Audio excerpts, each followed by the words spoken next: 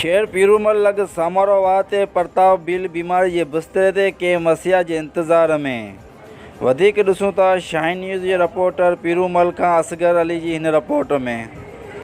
हमारे वाह जी पटड़ी ते पीरूमल शहर जे क़रीब भील बिरादरी सां तालुक़ रखंदड़ प्रताप भील जेको बीमारी जे बिस्तरे ते लेटल आहे, जेको इलाज लाइ निहारे रहिया वसंती आर माण्हुनि अचो त हुन सां ॻाल्हि ॿोल कयूं।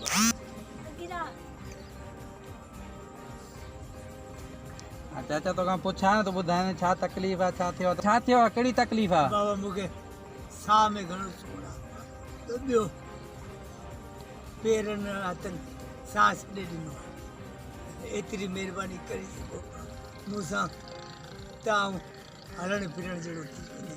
चाचा तुंहिंजो को छोकिरो या को जवान आहे कमाइण वारो? बाबा छोकिरो आहे, लॻो पियो आहे, आरी आहे।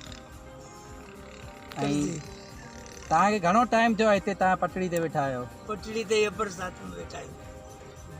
इन दौरान तव्हांजी कंहिं हिते को चूंडियल नुमाइंदे या कंहिं सियासी अॻवान का बि कंहिं बि क़िस्म जी तव्हांजी मदद कई आहे, को राशन वग़ैरह टेंट वग़ैरह? न, असांखे कंहिं बि कुझु कोन ॾिनो आहे। इहो चांवर मिलंदा हुआ, इहो खाईंदा हुआसीं बरसाति में, ॿियो असांखे सुई सघो बि कोन ॾिनो आहे।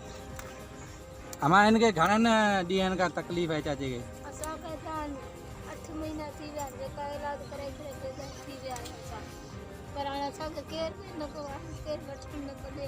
ऐं हींअर इमदादूं पे विराइजूं मुख़्तलिफ़ जॻहनि, तव्हांखे कंहिं बि इमदाद वग़ैरह या राशन जे टेंट वग़ैरह? कंहिं बि कोन ॾिनो, कंहिं बि कोन ॾिनो, असांखे एतिरो भत मिलंदो थेली में ऐं उहो ॾींदा असांखे, ऐं ॿियो असांखे कुझु का शइ कोन मिली। असां ई वेठा आहियूं, असां ईअं वेठा आहियूं त।